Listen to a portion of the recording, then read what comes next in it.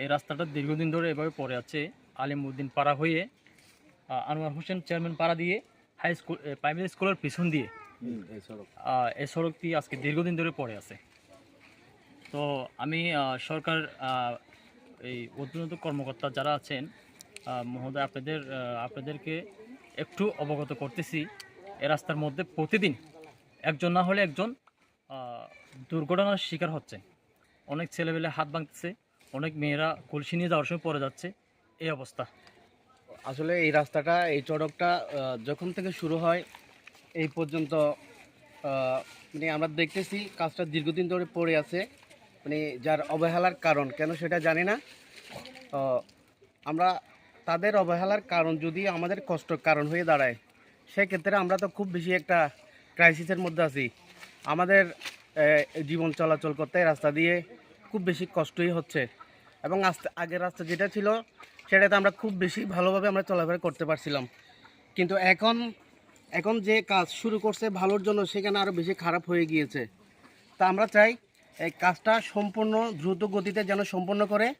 এই সড়কটাতে আলীকদমের সর্বোচ্চ একটা জায়গা এবং প্রশাসনের একটা এরিয়া, এখানে ক্যান্টনমেন্ট থানা, আলীকদম উপজেলার সব কিছু, মানে সব কিছুর মাঝখানে আমরা আছি। তো আজকে এই রাস্তাটা আসলে কেন এই জন্য এত অবহেলার কারণ সেটা আমি বুঝতেছি না। তা আমি বিনয়ের সাথে অনুরোধ জানাবো সরকারি কর্মকর্তা, ঊর্ধ্বতন কর্মকর্তা যারা আছেন তাদের মাধ্যমে আজকের এই সড়কটাকে যেন সংস্কার খুব দ্রুত গতিতে হয়, সেই আমি জোর দাবি জানাচ্ছি। আজি কি হইতে আর আগে যেগো কালবাট আছিল, কালবাটি খুব সুন্দর আছিল। এখন কালবাটি বেহা করে দি অবাধ দিনে রাইতে মানে আর নিহর গাড়ি এখান আনিলে মাত্র খাইতে যাবই। এখন টন এখান আনতে গেলে 20 টাকার জায়গা মাইতে 50 টাকা খুঁজি বই থাকে।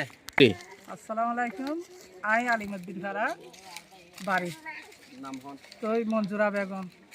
তুই আর রুট রিসিভ গরিবের সাথে বাজা দিলাম। আই তো এখন ইতার আর হইলাম না তেসি করি এনে এরাকে সুজা করে দে ইতার এত ন দে ইতার এলিলাম মাই দি ফেলে ইতার হয়তো আর ট্রেন দে বাজে এন হয়ে দি ফেলে তো এখন আর পয়সান চলাফেরা করতে বেশি সমস্যা। এলাকার মানুষ এলাকা ভাঙের ট্যাং ভাঙের পয়সান আর ইগনা ফারের খেলা ইগনা ফারের এখন বেশি সমস্যা। তারা আর রোজন দূরে দূরে ঠিক করে দিয়ে তারা সুন্দরভাবে চলিত তারিখান আর পয়সান সুন্দর করে গিয়া করি তারিখান।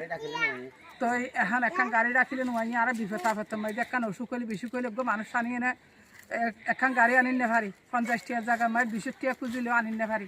আলিমউদ্দিন পাড়া এই রোডটা নিয়ে অনেক কষ্ট আছে। এই রোডে গাড়ি 20 টাকার জায়গা 50 টাকা খুঁজলেও 50 টাকা দিলেও আসতে চায় না, কষ্ট পায়।